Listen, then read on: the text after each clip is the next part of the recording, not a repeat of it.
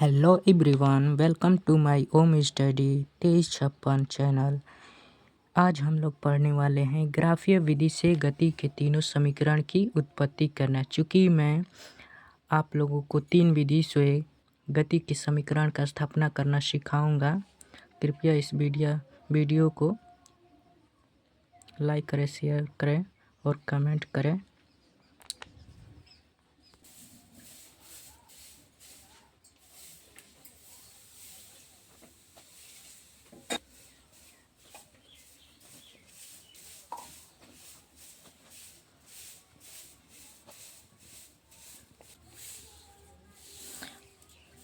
माना कोई कण एक समान गति से चल रही है।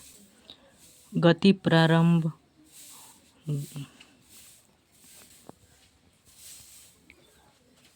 कण का प्रारंभ में वेग u है तथा t सेकंड बाद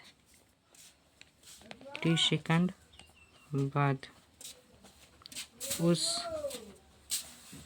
कण का वेग भी हो जाता है तथा त्वरण समान रहता है।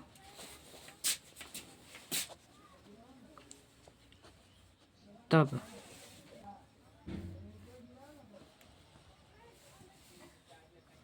कोई कण है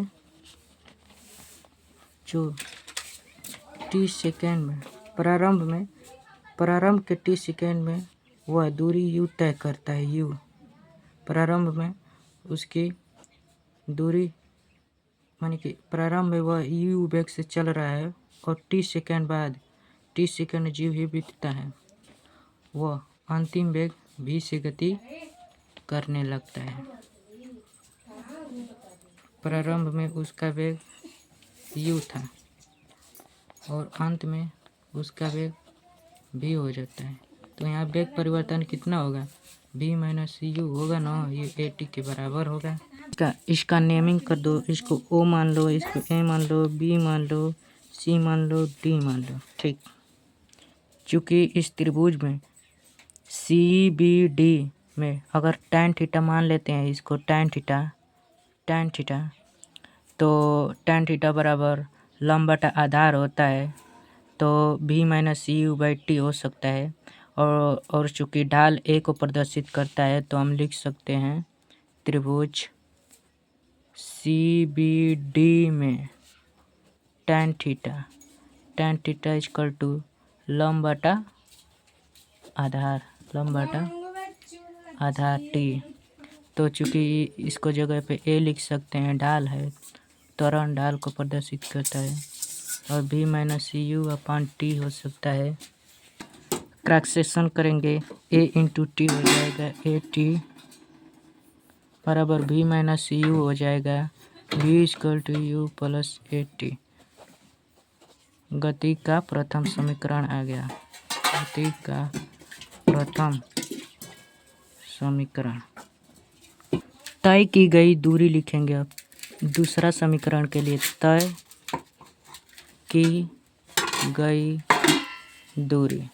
की गई दूरी कितनी है? देखो, एक ये चतुर्भुज द्वारा तय की गई दूरी हो और एक त्रिभुज द्वारा, तो चतुर्भुज का क्षेत्रफल प्लस त्रिभुज का क्षेत्रफल अगर ऐड कर देंगे तो हमें दूरी पता चल जाएगी। तो लिखेंगे तय की गई दूरी S equal to area of चतुर्भुज OABC प्लस एरिया ऑफ त्रिभुज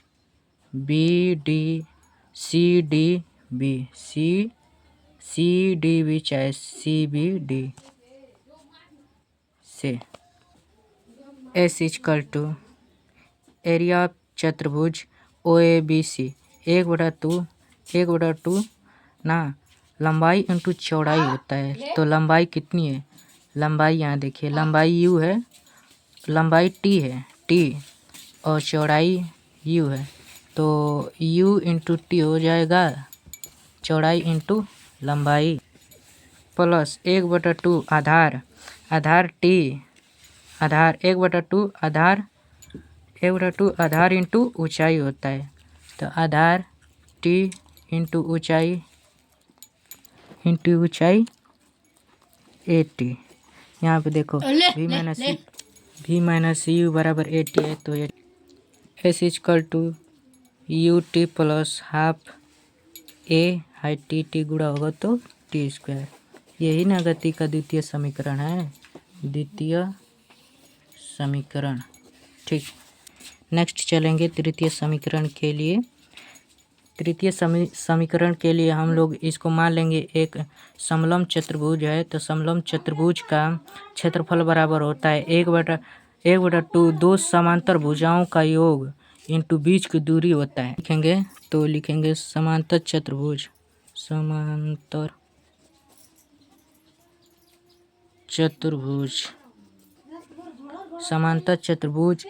OABDC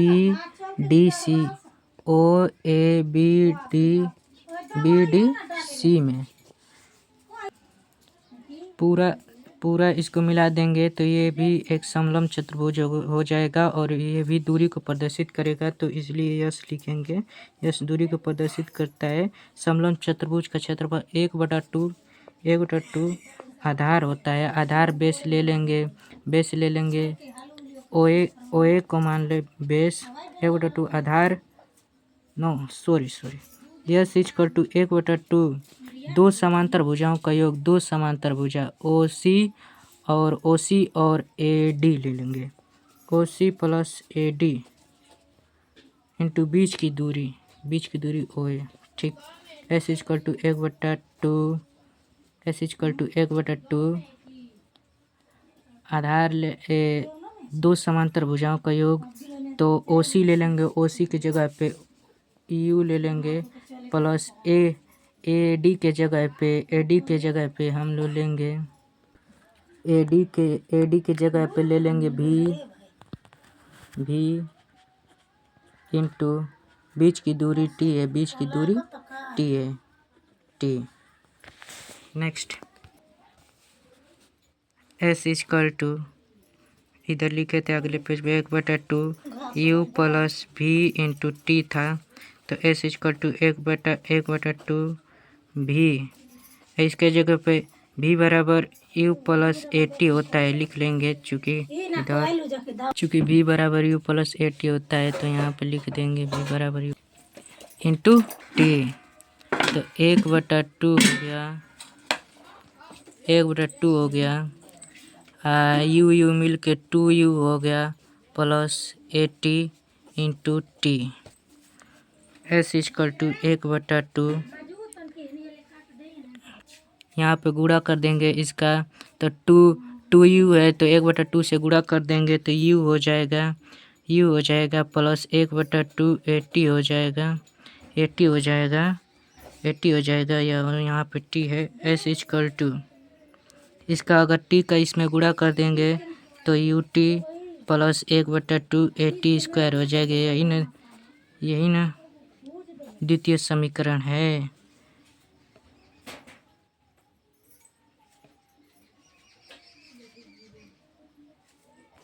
यहाँ पे मिस्टेक हो गया, हम लोग द्वितीय समीकरण लिया दिए।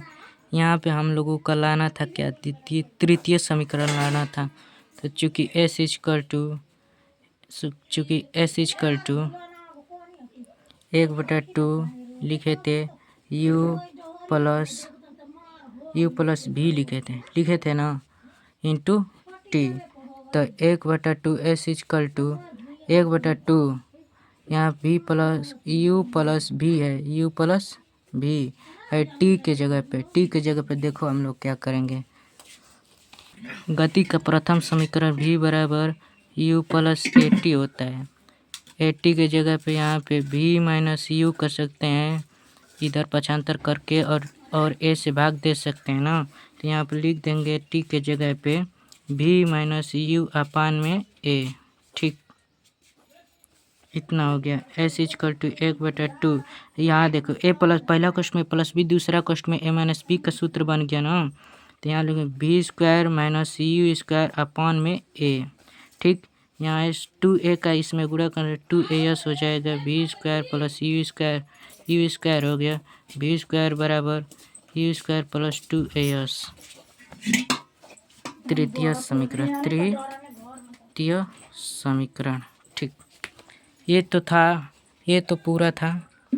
ये जितना है वो गति का ग्राफीय विधि, गति का तीनों समीकरण का ग्राफीय विधि है। और हम लोग नेक्स्ट बात करने वाले हैं गणितीय विधि से गति का तीनों समीकरण का स्थापना करना। गणितीय विधि से गति के समीकरण की उत्पत्ति।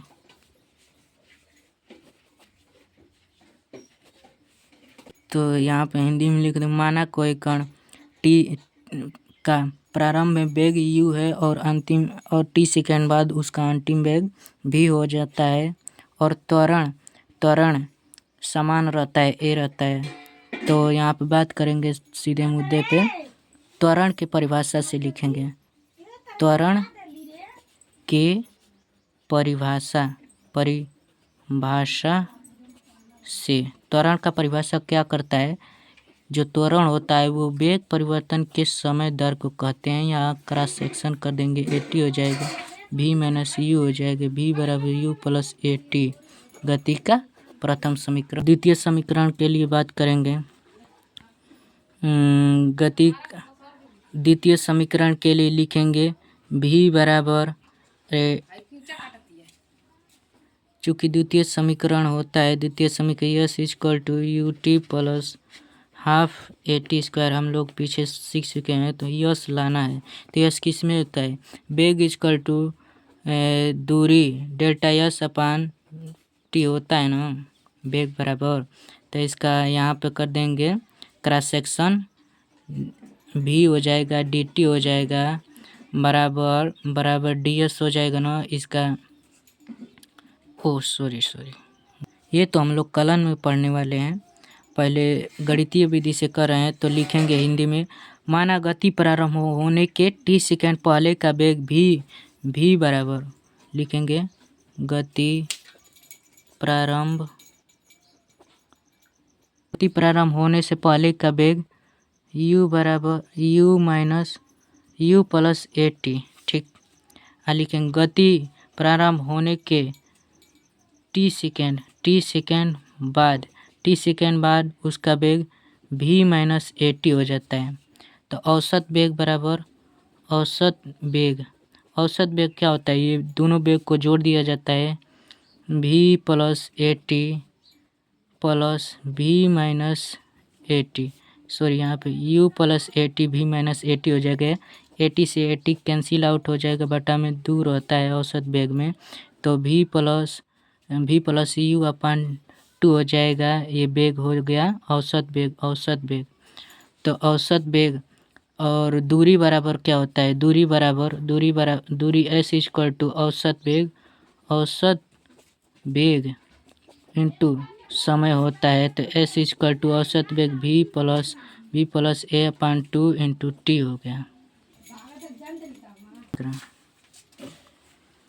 यस बराबर u प्लस at होगा, v बराबर u प्लस at होता है, प्लस v हो जाएगा कोष्टक 1/2 हो जाएगा और t हो जाएगा, u मिला के 2u हो जाएगा और प्लस at हो जाएगा इंटू टी हो जाएगा, अपान में 2 हो जाएगा। और यहाँ पे इसको अलग करेंगे तो ut और t से भाग देंगे, u हो जाएगा और t से गुणा करेंगे तो ut हो जाएगा। और यहाँ पे हाफ 1/2 at स्क्वायर t से यहाँ पे गुणा होगा at स्क्वायर। यही द्वितीय समीकरण है। और तृतीय समीकरण के लिए हम लोग गति का प्रथम समीकरण यूज करेंगे v बराबर u प्लस at होता है, इसका वर्क कर देंगे और इसका भी वर्क कर देंगे। तो v स्क्वायर बराबर a प्लस b का होल स्क्वायर पे a square plus b square plus 2u into 80 हो जाएगा, a square plus b square plus 2ab होता है, तो 280 हो गया। उसके बाद v स्क्वायर बराबर यू स्क्वायर प्लस, इसको 2 का इधर लेके आओ, 2u 80 हो गया प्लस यहाँ देखो ए स्क्वायर टी स्क्वायर है ना, तो अगर 2 से गुणा करके और 1/2 से भाग देंगे तो ये से 2 से 2 कैंसिल आउट हो जाएगा, इस पर कोई इफेक्ट नहीं पड़ेगा। तो बी स्क्वायर बराबर यू स्क्वायर। अब देखो यहाँ से ए 2 मिल रहा है, ये मिल रहा है, यहाँ भी 2 मिला है, ए मिला है, तो 2 एक कॉमन कर दो, u plus A you into U T हो जाएगा और यहाँ पे 1/2 ए टी स्क्वायर हो जाएगा। चूँकि यह यश को प्रदर्शित करता है द्वितीय नियम को, यस भी स्क्वायर बराबर you square plus 2a into S, तृतीय समीकरण। नेक्स्ट हम लोग बात करने वाले हैं कलन विधि से गति के तृतीय समीकरण का स्थापना करना, तीनों समीकरण की स्थापना करना।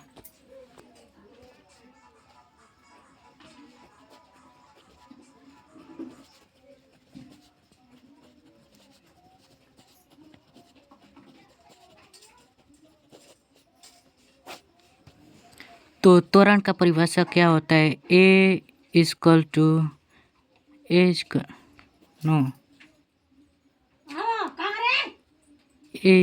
टू ओहो। नेक्स्ट हम लोग बात करने वाले त्वरण के परिभाषा से लेंगे कलन विधि से। तो ए इक्वल टू क्या होता है? डेल्टा भी अपॉन में डेल्टा टी होता है ना, क्रॉस सेक्शन कर देंगे, ए डेल्टा टी हो जाएगा, ए डी टी बराबर डी भी हो जाएगा, और यहाँ पे अवकलज का साइन लगा देंगे और 0 से small T limit, lower limit 0 upper limit T, यहाँ भी लोअर लिमिट यू हो जाएगा और अपर लिमिट अंतिम वेग भी हो जाएगा। और ये चूँकि स्थिर है तो इसको बाहर निकाल देंगे, ए बाहर निकल गया, बचा क्या? ए डी टी 0 से टी, और यहाँ भी 1 डी भी हो जाएगा यू से भी तक। चूँकि एक हम लोग सूत्र पढ़े हैं 1 एक्स पे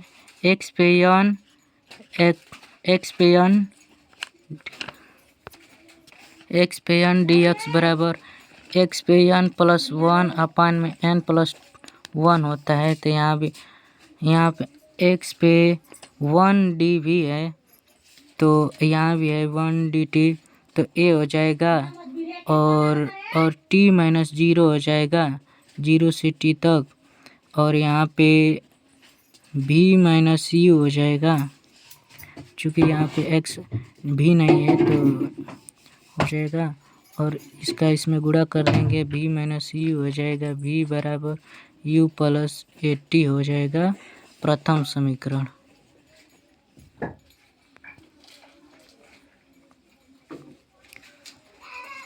अंत से देख लो अगर नहीं दिखाई दे रहा है तो।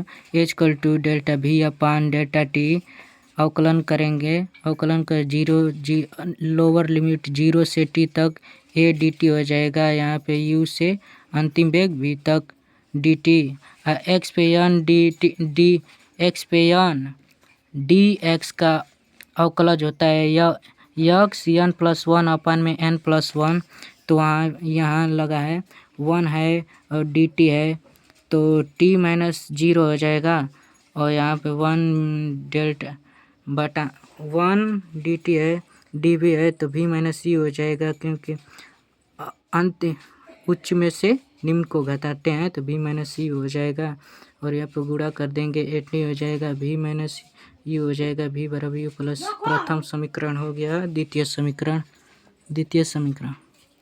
समीकरण को हम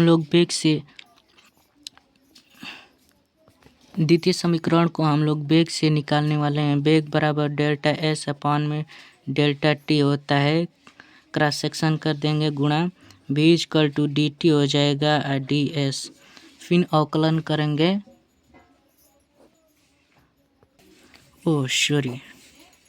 यहाँ पे भी की जगह पे u प्लस ए टी लिखेंगे, उसके बाद डी टी रहेगा, डी टी से गुणा किए ना तो भी की जगह पे u प्लस ए टी लिखेंगे, प्रथम समीकरण बराबर डी एस हो जाएगा। अब अवकलन का साइन लगा दो, तो यहाँ पे u अब फिर यहाँ पे t से गुणा कर देंगे, u इंटू डेल्टा टी हो जाएगा प्लस 0 ए टी स्क्वायर हो जाएगा, ए टी डी टी हो जाएगा और यहाँ पे 0 से टी तक डी एस हो जाएगा। अवकलन करेंगे तो यहाँ पे यू, चूँकि यू कांस्टेंट है वेग, तो इसको बाहर निकालेंगे और टी का अवकलन कर देंगे 0 से टी तक, अपर लिमिट लोअर लिमिट से। और यहाँ पे ए भी त्वरण स्थिर होता है, तो है देखो यहाँ पे लगेगा वो नियम डी टी अपान में 0 से टी 1 डी एस। एक्स पे एन डी एक्स का अवकलन एक्स पे n+1 अपान में n+1 होता है। तो वहाँ पे x पे 1 है तो t² अपान 2 हो जाएगा, चूँकि u t-0 plus a t² इसको x मान लो, x पे n+1 घात 1 है और 1 जुट जाएगा बटा में 1+1 2 हो जाएगा 0 से t बराबर s-0। तो इसका गुणा कर दोगे यू टी हो जाएगा plus half A T square बराबर एस। ये द्वितीय समीकरण है। तृतीय समीकरण को त्वरण से लेने वाले हैं। तृतीय समीकरण के लिए ए इक्वल टू वेग परिवर्तन बटा में समय होता है और गुणा कर देंगे डेल्टा एस अपान D S. Delta S D S अपान डी एस से गुणा कर देंगे, चूँकि तृतीय समीकरण v स्क्वायर बराबर u स्क्वायर प्लस 2as होता है, इसीलिए हम लोग डी एस अपान डी एस से गुणा किए हैं। ए डी भी इसको इधर लेके आ जाओ, इसको इधर भेज दो, D S into D S अपान डी टी। चूँकि यह दूरी बटा समय वेग को दर्शाता है, तो ए इक्वल टू डी भी अपान डी एस इंटू भी हो जाएगा। ए इक्वल टू डी भी अपान डी एस इंटू भी हो जाए, दूरी बटा समय वेग होता है, तो इसीलिए वेग लिख दिए हैं। और इसका कलन करेंगे, अब इसका क्रॉस सेक्शन इसमें गुणा कर देंगे।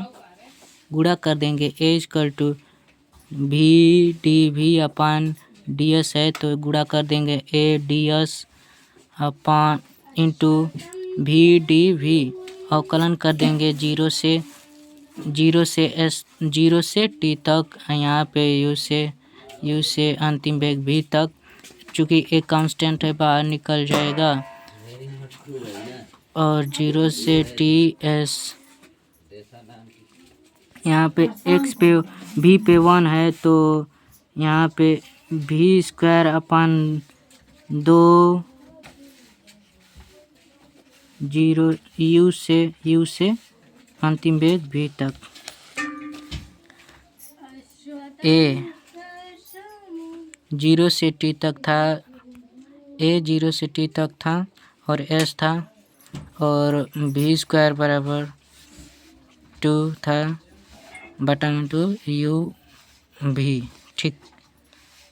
ए यस माइनस 0 से टी बराबर v स्क्वायर बटा में 2 माइनस यू स्क्वायर बटा में 2 था। ठीक। एस का इसमें गुणा कर देंगे, एस हो जाएगा और 1/2 को कॉमन कर देंगे, v square minus you square हो जाएगा। इसका इसमें गुणा करना 2as बराबर v square minus you square, v square बराबर यू स्क्वायर प्लस 2as। तृतीय समीकरण प्रूव्ड।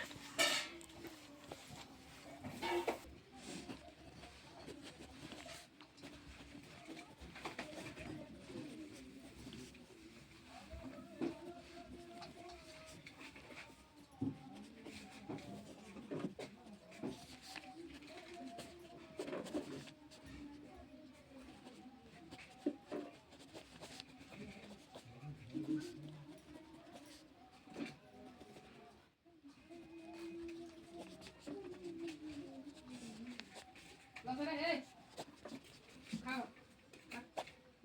खाओ।